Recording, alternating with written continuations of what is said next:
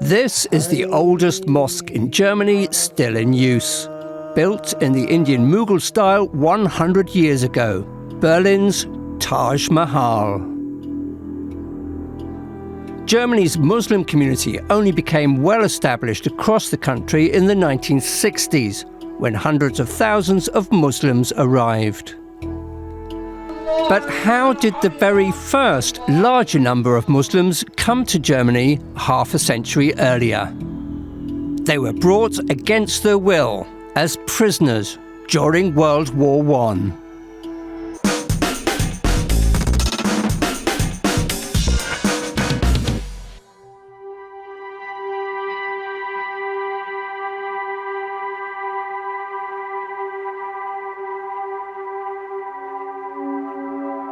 Early in World War I, the German Empire allied itself with the Ottoman Empire in its armed conflict against France, Britain and Russia. Muslim prisoners were separately interned in special camps. They included Indians who had fought on the side of Britain and North Africans who had fought for France. Attempts were made to get them to fight for Germany against their colonial rulers. It was a propaganda camp, a model camp supposed to show how well they treated Muslims. They were allowed to practice their faith, to pray and to follow the rules regarding slaughter, but they were also used as forced labour. In other camps, around 50,000 Muslims from the Russian Empire were detained. There had never been so many Muslims in Germany before. In an attempt to get Muslims on the side of Germany, a camp newspaper was published in Arabic, Russian, Tatar and Urdu.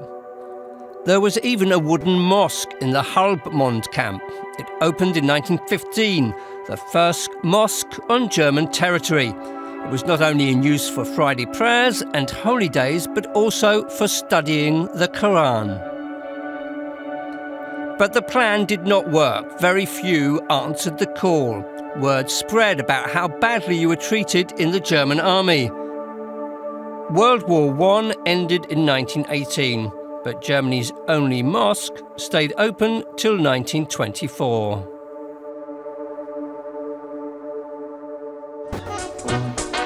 The Golden Twenties. Berlin was the epicenter of a cultural revolution. In the midst, a mosque that made history.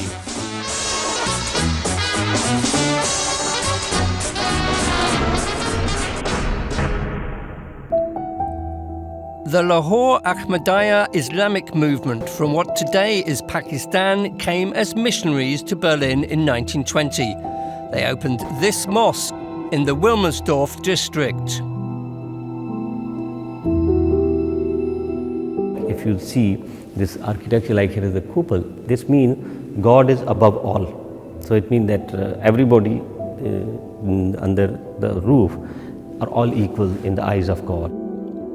The movement had been active as missionaries in Britain since 1912 and now intended to bring the message of a reformed Islam to Berlin. They wanted to allay fears. Intellectuals and the curious came to their events.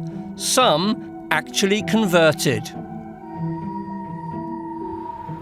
Christian Fessel has researched this period of Berlin history in depth. They wanted to convince you with facts. You were supposed to ask questions, inform yourself, and if you then decided this was the right religion for you, you were very welcome. But you were never asked, do you want to join?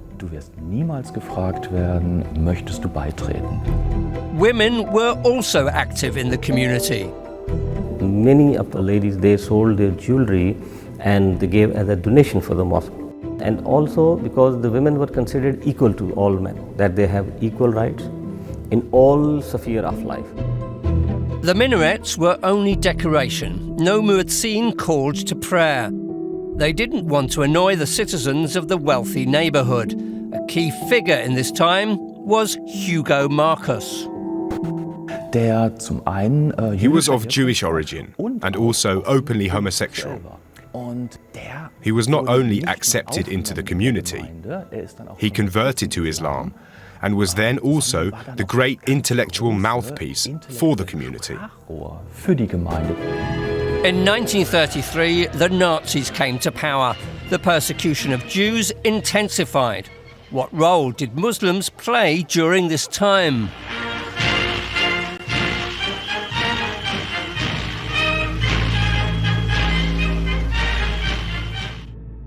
They were not targeted.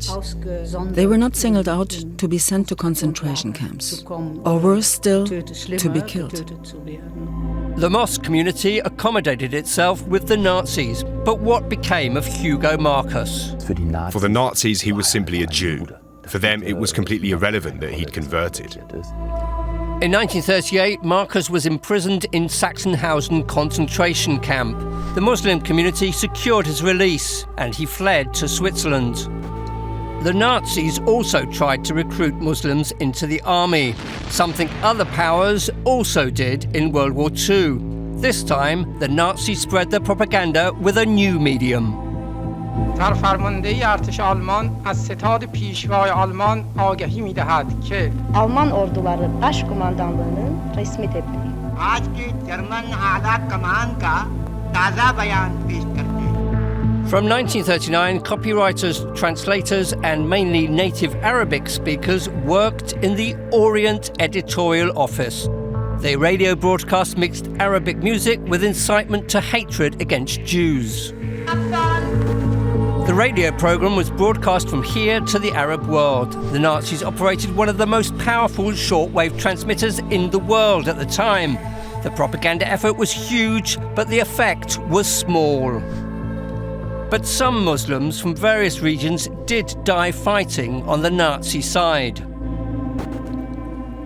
There were actually Muslim SS divisions, such as the Eastern Turkish Arms Association, led by a German officer of Muslim faith.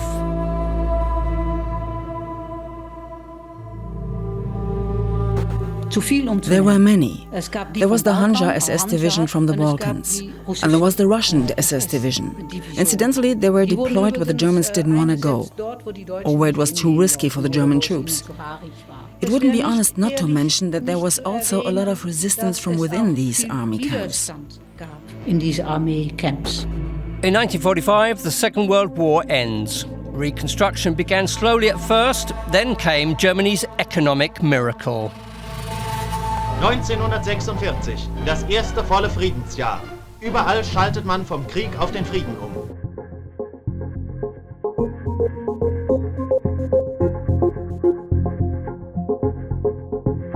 Allahu Akbar, Allah!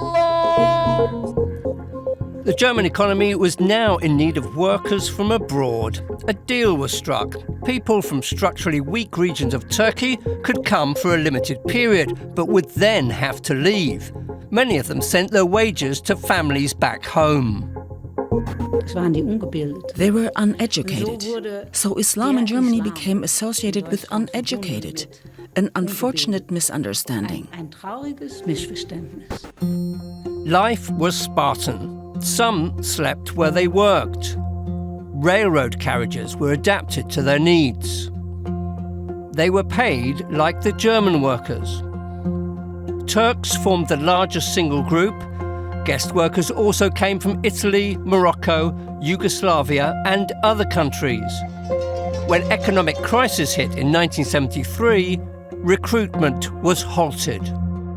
Most guest workers, regardless of their religion, returned to their countries of origin. Others were allowed to continue working in Germany and to bring family members to join them. Many Germans accepted their new neighbours. Some continued to regard them as guests, just there to work and not a welcome addition to society. Guna Balci is the child of migrant workers. She knows what it's like to not be accepted as a proper German, but also to not be seen as fully Turkish. You mustn't forget that you're Turkish. You mustn't forget your religion. I think that's all outdated. Social milieu is the key factor, not religion or origin, she says. But My first experience of discrimination was actually at elementary school, when other classmates thought I wasn't Muslim enough and called me a German as an insult. There were only a few Muslims in former communist East Germany and no mosques. And what about the Muslim community in Germany today?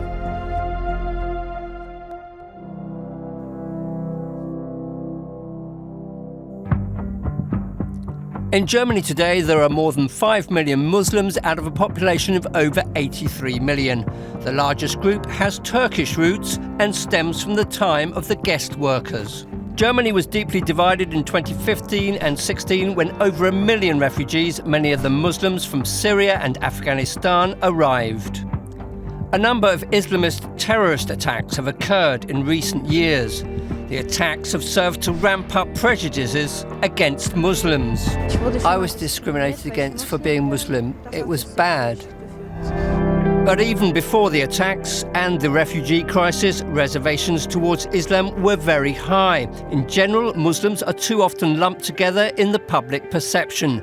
Different lifestyles are not reflected. The vast majority of Muslim people with whom I have contact clearly want people in Germany and Europe to realize that Muslim associations and mosque communities don't really represent Muslims as they really are, because such groups are quite behind the times. Balci uses her own experiences as a child of migrant workers to help others find their way in Germany. Being open-minded is always a good way of getting to know new things and engaging with new people, but that applies to both sides.